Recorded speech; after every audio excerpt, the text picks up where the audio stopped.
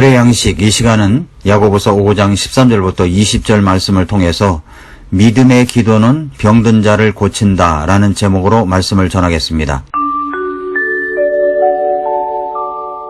병이 들었을 때 우리는 기도해야 합니다. 야고보서 5장 14절에서 너희 가운데 병든 자가 있느냐? 그는 교회의 장로들을 부를 것이요 그들은 주의 이름으로 그에게 기름을 바르며 그를 위해 기도할지니라 라고 했습니다. 먼저 영적 지도자, 나의 목사님을 불러서 또는 찾아가서 기도를 받아야 합니다. 여러분의 목사님은 여러분을 위하여 주님의 이름으로 기름을 바르며 여러분을 위해 기도할 것입니다.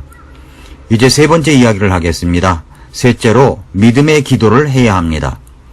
병든 여러분이 기도하든 여러분의 목사님이 기도하든 또 주변의 중보 기도자들이 기도하든 어떻게 기도해야 합니까? 믿음의 기도를 해야 합니다. 야고보서 5장 15, 16절에서 믿음의 기도는 병든 자를 구원하리니 주께서 그를 일으키시리라. 그가 죄들을 범하였을지라도 그것들을 용서받으리라. 너희 잘못들을 서로 고백하고 너희가 병고침을 받도록 서로를 위해 기도하라.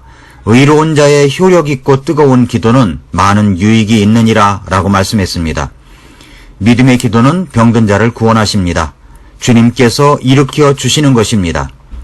그런데 15절 말씀은 믿음의 기도를 드릴 때 이런 말씀을 덧붙여 주십니다.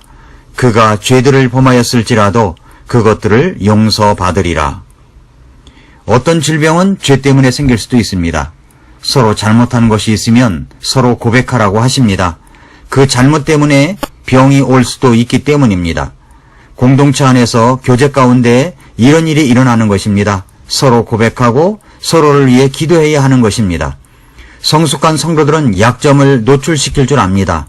그러나 영적으로 성숙하지 못한 사람은 우리의 잘못을 고백하면 그것을 이야기거리로 만들어 이쪽 저쪽에 가서 가십거리로 만들어버리는 경우도 있습니다. 그래서 목장 안에서 서로 이야기한 것은 다른 목장 가족들이 알게 하지 말고 그 그룹에서만 공유하며 기도해 줄 수 있는 성숙함이 있어야 합니다. 자신의 부족함을 노출시키며 기도를 부탁할 수 있는 정도의 성숙한 분위기가 되어야 하는 것입니다. 저는 야고보서 오늘 본문 말씀을 보면 두 가지 경험을 가지고 있습니다. 실제로 이 말씀을 통해서 우리가 함께 기도했을 때, 특별히 수요 중보 기도를 통해서 기도했을 때 많은 병든 사람들이 고쳐지는 역사가 있었습니다. 그것을 다 일일이 이야기를 한다면 꼭 자기가 기도하면 낫는다고 떠들어대는 사람들과 같이 될까봐 그냥 주님께서 역사하신 것만 드러낼 뿐입니다. 한마음이 되어 기도하는 것은 놀라운 역사를 일으킵니다. 또 하나의 경험은 이 말씀을 보면 부정적인 쓰라린 경험이 또 있습니다. 어느 자매님이 몸이 아파서 병원에 입원하여 신방을 갔습니다. 함께 간 분들도 있었습니다. 그래서 위하여 기도해주면서 병원에 있는 분들을 위해서 야고보서 말씀이 위로와 격려가 되기 때문에 오늘 이 본문 말씀을 전했습니다. 제가 전한 것은 이 말씀 그대로입니다. 믿음의 기도는 병든 자를 구원하리니 주께서 그를 일으키시리라. 그가 죄들을 범하였을지라도 그것들을 용서받으리라. 너희 잘못들을 서로 고백하고 너희가 병고침을 받도록 서로를 위해 기도하라. 의로운 자의 효력 있고 뜨거운 기도는 많은 유익이 있느니라. 이 말씀입니다. 이 말씀을 그대로 풀어주었습니다. 그런데 어느 날 병원에서 퇴원을 해서 교회를 나왔는데 이 자매님이 교회를 떠나겠다는 것입니다. 그런데 그 이유를 말하지 않는 것이었습니다. 제 마음은 얼마나 속이 탔겠습니까? 왜 그럴까요? 무슨 상처를 받았길래 저러는가 하고 말입니다.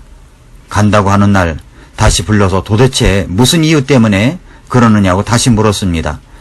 그랬더니 이런 황당한 이야기를 하는 것이었습니다. 목사님이 신방을 와서 말씀을 주셨을 때 자신이 무슨 죄를 지어서 병원에 입원한 것처럼 말을 했다는 것입니다. 그래서 그렇다는 것입니다. 기가 막힌 이야기였습니다. 무슨 말씀의 적용을 그렇게 할까? 저는 한 번도 어떤 사람이 죄를 지어서 병이 났다고 하는 말을 누구에게도 그런 의도로 한 적이 없습니다. 어떤 일이든지 자신을 돌아볼 수 있는 말씀으로 주기는 하지만 너는 죄를 지어서 병원에 온 거야. 그러니까 회개해. 이런 식으로 말씀을 전하는 목사님이 세상에 몇이나 되겠습니까? 제가 생각하기로는 거의 없을 것입니다. 결국 그렇게 그 자매는 떠났습니다. 가슴이 아렸습니다. 지금도 이 말씀을 보면 많은 사람들이 이 말씀을 주어서 이 말씀을 붙들고 병이 나온 사람이 많지만 그런 식으로 말씀을 받아들여 떠나간 사람은 제 목회에 딱 한 사람이 있었던 것입니다. 그런데 왜 그 많은 치유를 받았던 사람보다는 그렇게 떠나간 자매가 마음에 남아 아리게 하는지 모르겠습니다. 오늘 본문 말씀은 우리가 병들었을 때 그 중에 하나가 죄를 지어서 그럴 수도 있다는 것을 말씀해 주십니다. 사실 누가 알려주지 않아도 병이 들면 각종 잘못한 것은 다 생각이 나지 않습니까? 그래서 스스로를 돌아보고 회개하고 자신을 정결하게 하는 시간을 스스로 갖습니다. 믿음의 기도는 병든 자를 구원하리니 주께서 그를 일으키시리라. 그가 죄들을 범하였을지라도 그것들을 용서받으리라. 그러나 어떤 사람에게 잘못을 했을 때, 그래서 누군가에게 그 잘못을 이야기할 필요성이 있을 때는 꼭 가서 고백을 해야 합니다. 자신의 마음만 깨끗하고 용서받았다고 아무렇지도 않게 생활을 한다면 자기 때문에 상처를 받아 쓰라린 마음을 부둥켜 안고 살아가는 사람들은 어떻겠습니까? 밀양이라는 제목의 영화가 있었습니다. 아들이 유괴되어 죽었습니다. 범인은 학원 선생이었습니다. 생각해 보십시오. 이 엄마는 정말 미칠 지경이었을 것입니다. 마음을 다스리고 약국 주인의 인도를 받아 교회를 나가게 되었고 마음의 안정을 받아 이제 용서를 해야 한다는 말씀을 받았나 봅니다. 주인공인 신혜 씨는 진짜 구원을 받아 변화된 그런 삶이 아니라 도피 수단으로 교회를 나간 것 같습니다. 들은 말씀은 용서에 대한 말씀들, 그래서 범인을 용서해 주어야 됐다고 생각해서 교도소로 면회를 갔습니다. 죽은 아들의 엄마가 아들을 죽인 범인을 만난다는 것 자체가 참 힘든 이야기지만 신앙도 가지게 되었고 이제는 범인도 용서하고 그 사람의 마음도 평안을 갖게 해 주어야 되겠다고 생각해서 면회를 하여 잘 지내느냐고 이 엄마가 묻습니다. 그러자 범인이 이렇게 말합니다. 네, 잘 지내고 있습니다. 그동안 신앙을 가지게 되었고 하나님의 용서를 받아 이제 평안함을 누리고 살아가고 있습니다. 저는 이제 구원을 받아서 평안함이 있습니다. 이렇게 말하는 것이었습니다. 유괴범에게서 이 말을 들은 주인공 신혜 씨는 자기가 용서 안 했는데 누가 이 유괴범을 용서해 주었느냐고, 하나님이 뭔데 나보다 먼저 용서를 하느냐고, 그러면서 완전히 하나님을, 교회를 적대시하는 사람으로 돌변합니다.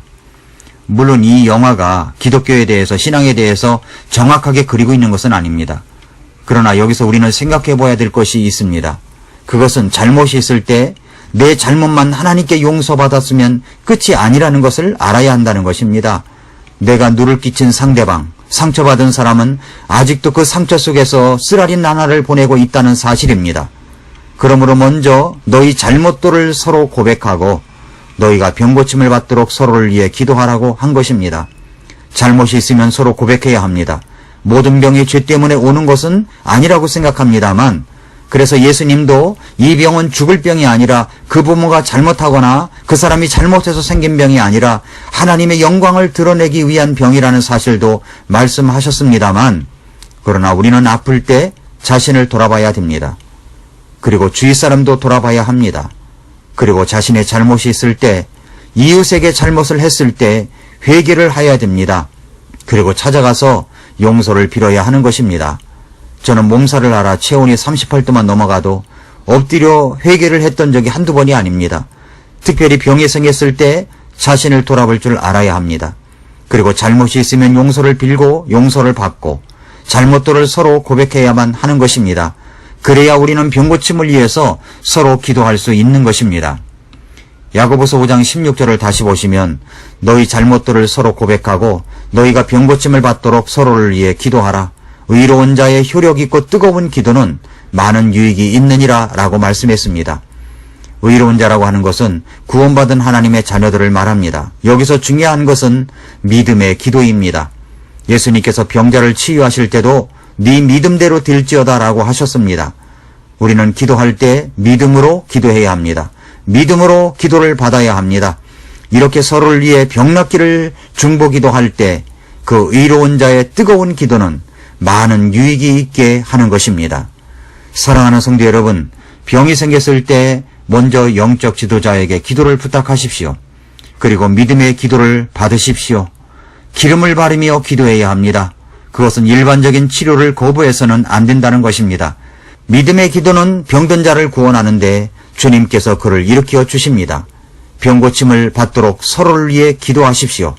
우리가 함께 기도할 때 생각지도 못하는 엄청난 효력과 유익이 넘쳐나게 될 것입니다.